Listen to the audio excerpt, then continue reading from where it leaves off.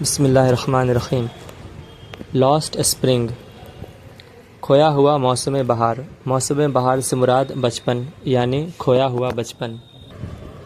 Stories of stolen childhood, stolen मतलब खोई हुई, चाइल्डहुड मतलब बचपन। खोए हुए बचपन की कहानियाँ। इसमें दो कहानी बयान करेंगे दो बच्चों की जिनका बचपन काम काज करते गुजर जाता है। तर्जमा देखें। समटाइम्स आई फाइंड अ रूपी इन द गार्बेज। समटाइम्स कभी कभी, फाइंड मतलब पाता हूँ, गार्बेज मतलब कचरा।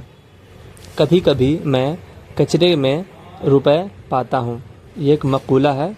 इस में एक फ़र्द है, साहिब आलम नाम का लड़का है, उसी का ये मकूला है। कभी कभी मैं गार्बेज में, कचरे में 1 रुपये पाता हूँ। Why do you do this I ask साहब। तुम यह क्यों करते हो?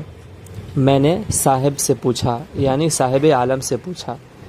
पूछने वाली राइटर हैं लेडी राइटर अनीस जंग। आई आस्क साहब, मैंने साहब से पूछा कि तुम यह क्यों करते हो। Whom I encounter every morning scrounging for gold in the garbage dumps of my neighbourhood.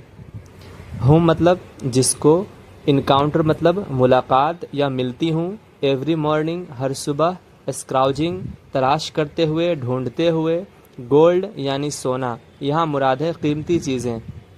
Garbage मतलब कचरा, डम्प्स मतलब ढेर, गार्बेज डम्प्स कचरे का ढेर, नेबरहुड मतलब पड़ोस। Why do you do this, तुम यह क्यों करते हो।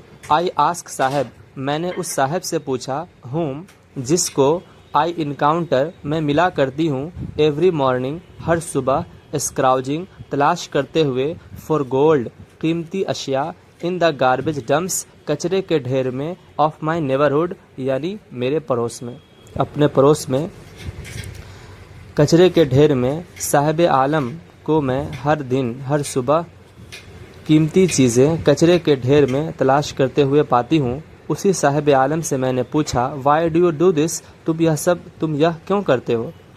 साहब left his home long ago. Left मतलब छोड़ देना, लॉन्ग एगो यानी बहुत पहले। साहब ने अपना घर बहुत पहले ही छोड़ दिया था, यानी अब वो दिल्ली में रह रहा है, पहले वो ढाका शहर में रहा करता था। राइटर कहती है कि साहब ने अपना घर बहुत पहले ही छोड़ दिया है। Set amidst the green fields of Dhaka his home is not even a distant memory. Set मतलब वो लोग यानी अब रहने लगे हैं, अमिड्स यानी दरमियान में, ग्रीन फील्ड्स मतलब हरे खेत, हरे मैदान, हरे से मुराद यहाँ पे अनाज वगैरह की फरावानी है और ज़रूरतें जो दुनिया है वो सब कुछ यहाँ मिला करती है, इसलिए यहाँ पे ग्रीन फील्ड्स कहा। डिस्टेंट मतलब दूर, मेमोरी मतलब यादें। तर्जुमा होगा, साहब left his home long ago, साहब अपने घर को बहुत पहले ही छोड़ दिया है। Set amidst the green fields of Dhaka, और ढाका के हरे मैदान या हरे खेतों में आकर के बस गया है। His home is not even a distant memory, उसका घर अब दूर दूर तक उसकी यादों में नहीं है, यानी पहले वाला घर जो है अब उसकी दूर दूर तक यादों में नहीं है, अब वो जहाँ है वही है। देयर वर मेनी स्टॉर्म्स, बहुत सारे तूफान आए, डैट जिन्होंने, स्वेप्ट अवे बहा ले गए, देयर फील्ड्स एंड होम उनके खेतों को और उनके मकान को बहा ले गए हैं। हिज मदर टेल्स हिम, साहब की माँ साहब को कहती है ये सारी बातें। दैट्स वाई, यही वजह है कि दे लेफ्ट, उन्होंने अपना असल घर छोड़ दिया है। लुकिंग फॉर गोल्ड, कीमती चीज़ों को की तलाश में। इन द बिग सिटी, बड़े शहरों की तरफ। वेयर ही नाउ लिव्स, जहाँ वो अब रहते हैं। I have nothing else to do he mutters, looking away. Mutters यानी बरबराना या कहना, लुकिंग अवे मतलब इधर उधर देखते हुए बेतवज्जोही में।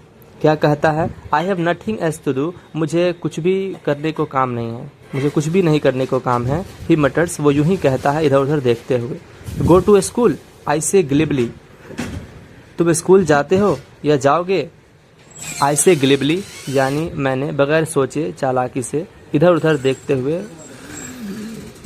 यूं ही मैंने पूछ दिया, यानी राइटर कहती है कि मैंने यूं ही साहब से पूछ लिया। गो टू स्कूल, क्या तुम स्कूल जाओगे। रियलाइजिंग, यह महसूस करते हुए, इमीडिएटली फौरन, रियलाइजिंग महसूस करते हुए, इमीडिएटली फौरन, होलो मतलब खोखला, यहाँ मतलब है बेमाना, एडवाइस मशवरा, साउंड मतलब असर।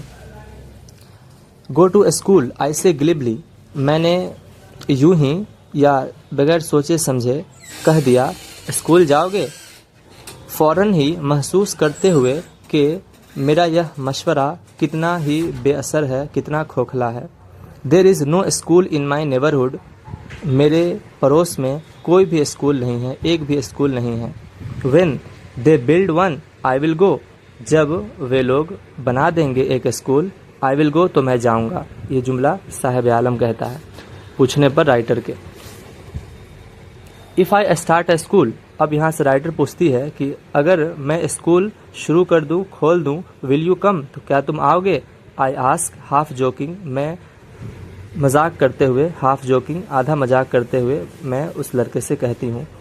Yes he says smiling broadly, smiling मतलब मुस्कुराते हुए, ब्रॉडली मतलब खुल करके मुस्कुराते हुए उस लड़के ने कहा यस मैं आऊँगा। A few days later I see him running up to me, कुछ दिनों के बाद मैं क्या देखती हूँ कि वह लड़का मेरे पास दौड़ते हुए आ रहा है और क्या कहता है, इज़ योर स्कूल रेडी, क्या आपका स्कूल तैयार हो चुका। It takes longer to build a school I say embarrassed at having made a promise that was not meant. अब राइटर कहती है it takes longer to build a school, school बनाने में तो बहुत लंबा वक्त लगता है। एम्बैरेस्ड शर्मिंदा होते हुए ये कहती है eight having made a promise, उस प्रॉमिस पर जिसको उसने किया था। हैविंग मेड यानी having made a promise, promise करने पर शर्मिंदा होते हुए कहती है दैट वाज नॉट मीन्ट, जिसका कोई माना ही नहीं था। यानी राइटर शर्मिंदा होते हुए उस प्रॉमिस पर जिसको उसने उस बच्चे से किया था कि जिसका कोई माना ही नहीं है कि स्कूल बनने में तो काफ़ी वक्त लगता है। But promises like mine abound in every corner of his bleak world, लेकिन उम्मीदें, मेरी तरह दी जाने वाली उम्मीदें, in every corner of his bleak world, कि उसकी उदास दुनिया में चारों तरफ पहले ही से मौजूद है। तो एक मेरी उम्मीद लगाने से या मेरे एक उम्मीद दे देने से उस बच्चे को क्या होगा। After months of knowing him, उसको जानने के कुछ महीनों के बाद, आई आस्क हिम, मैंने उससे पूछा, हिज नेम, उसका नाम पूछा। साहिब आलम ही अनाउंसेस, उसने कहा मेरा नाम साहिब आलम है। ही डज नॉट नो, वह नहीं जानता था, व्हाट इट मीन्स, कि उसके नाम का क्या मतलब होता है। If he new it's meaning, अगर वो अपने नाम का माना जानता, लॉर्ड ऑफ द यूनिवर्स यानी कि कायनात का खुदा, मालिक, साहिब आलम, he would have a hard time believing it, तो उसे इस बात को यकीन करने में काफ़ी वक्त लगता, काफ़ी हार्ड होता, काफ़ी देर लगती। Unaware of what his name represents, न जानते हुए, ऑफ व्हाट, उस चीज़ को, हिज नेम रिप्रेजेंट्स, कि उसका नाम क्या माना रखता है। ही रोम्स, वह घूमता फिरता है, द स्ट्रीट्स, गलियों में, विथ हिज फ्रेंड्स, अपने दोस्तों के साथ। An army of bear foot boy, bear foot मतलब नंगे पाँव घूमने वाले लड़कों के साथ, हु अपीयर, जो कि दिखते रहते हैं या इधर उधर घूमते रहते हैं, लाइक द मॉर्निंग बर्ड्स, सुबह के परिंदों की तरह, एंड डिसअपियर एट नून, और दोपहर के वक्त खत्म हो जाते हैं, गुम हो जाते हैं। Over the months I have come to recognise each of them, कुछ महीनों के बाद मैं उनमें से हर एक को जान पाई, समझ पाई। रिकॉग्नाइज मतलब जान पहचान होना, सबसे जान पहचान महीनों के बाद हो गई। Why are not you wearing chappals, I ask one, मैंने उन बच्चों से, यानी लेडी राइटर उन बच्चों से किसी एक से पूछती है कि why aren't you wearing chappals, कि तुम लोग चप्पल क्यों नहीं पहनते हो। My mother did not bring them down from the shelf, he answer simply, उनमें से एक लड़के ने सिंपली आंसर देते हुए कहा कि माई mother did not bring them, मेरी माँ उनको उतारती ही नहीं है, डाउन नीचे, फ्रॉम द शेल्फ अलमारी से। ब्रिंग मतलब लाना, यहाँ मुराद होगा कि मेरी माँ अलमारी से उसको नीचे उतारती ही नहीं है। Even if she did he will throw them off eats another, दूसरे बच्चे ने उसमें जोड़ते हुए कहा इवन इफ शी डिड, अगर उसकी माँ ऐसा कर दे, यानी शेल्फ से, अलमारी से चप्पल उतार भी दे, he will throw them off, तो वह तो इसको फेंक देगा। एट्स अनदर, दूसरे बच्चे ने ये बात कही। हु इज़ वेयरिंग, जो कि पहने हुए था, शूज़, जूते पहना हुआ था, दैट डू नॉट मैच, और वो ऐसा जूता पहने हुआ था जो कि उसके बॉडी पर मैच नहीं कर रहा था। When I comment on it, he shuffles his feet and says nothing. जब मैंने उस लड़के पर कमेंट किया, ये तबसरा किया, ये बात कही, he shuffles यानी आहिस्ता से पैर को खींच लेना, अपने पैर को पीछे खींच लेता है और कुछ भी नहीं कहता है। I want shoes, says a third boy. तीसरे लड़के ने राइटर से कहा कि मुझे जूते चाहिए। Who has never owned a pair all his life. और ये उस लड़के ने कहा था मुझे जूते चाहिए। हु, जो कि हैज़ नेवर ओन्ड, कि जिसने कभी जो कि कभी मालिक न हुआ, यानी जिसको कभी मैसर न आया। A pair all his life, एक जोड़ा जूता। अ पेयर ऑफ शूज़, एक जोड़ा जूता मैसर न आया। ऑल हिज लाइफ, पूरी ज़िंदगी उसने कहा कि मुझे एक जूते चाहिए। ट्रैवलिंग अक्रॉस द कंट्री, पूरे मुल्क में सफ़र करने के दौरान।